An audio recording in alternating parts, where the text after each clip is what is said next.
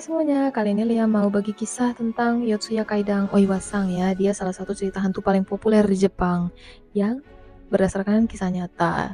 Kisah nyatanya terjadi pada saat zaman Edo ya, zaman Kesogunan. Dan konon katanya dokumen resmi Kesogunan masih menyimpan data Oiwasang dan seluruh member anggota keluarganya hingga saat ini.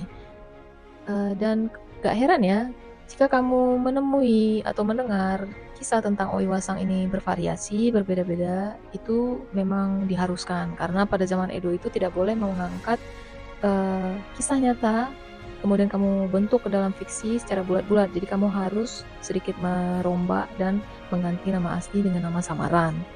Ya. Jadi gimana ceritanya? Kenapa Oiwasang bisa menjadi hantu yang supranatural kuat, penuh dendam ya? Gimana caranya? Ceritanya? Jadi, papanya Oiwasang namanya Tamiya. Dia menjodohkan Oiwasang dengan laki-laki bernama Iemon. Dia adalah Ronin ya, samurai yang tak bertuan. Kemudian, suatu hari Iemon ini berkhianat. Dia berselingkuh dengan anak bosnya dan ingin menikah. Dia cinta. Dia ingin menyingkirkan Oiwasang dan hal itu diketahui oleh orang tua Oiwasang sama Tamiya ini ya. Akhirnya mereka bertengkar. Tengah jalan, ditebasnya kepala papa mertuanya ya, dibunuhnya kemudian dibuangnya ke sungai. Pada saat itu, Oiwasang tidak tahu. Nah, hingga pada akhirnya mereka, Ume dan Iemon menikah ya. Di akhirnya menikah, Oiwasang diracun. Ya, diracun, kemudian dibunuh, lalu mayatnya dibuang seperti itu. Itu kalau pada zaman Edo, jika mayat perempuan atau laki-laki dibunuh, kemudian diletakkan di atas papan dan dihanyutkan, itu berarti dia dihukum karena perzinahan. Jadi lumrah gitu ya.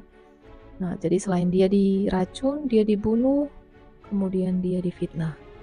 Makanya luar biasa ya dendamnya gimana, hingga pada suatu hari ketika dia tidur dengan istrinya Ume ya. Nah, di mata dia itu Ume itu adalah Oiwasang, hingga akhirnya dikeluarkan samurainya, ditebasnya kepalanya Ume.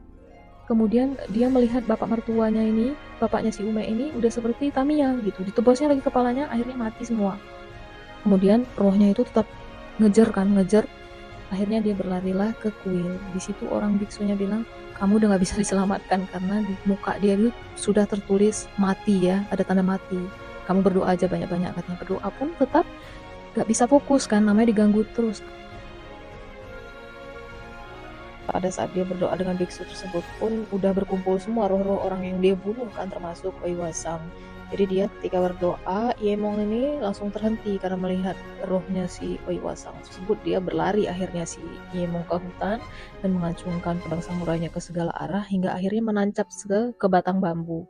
Nah, di penglihatan dia, bambu itu adalah Oiwasang. Jadi dia berkata kepada Oiwasang, aku minta maaf, ini semua salahku, katanya seperti itu. Kemudian dia ingin memeluk bambu tersebut. Akhirnya dia memeluk bambu yang menancap dengan samurai ya.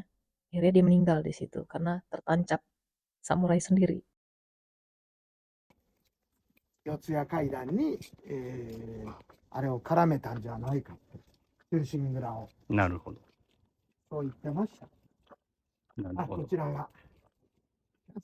あ、本当にお岩さんの、そうよ。いろんなね、役者さんとか、うんうん。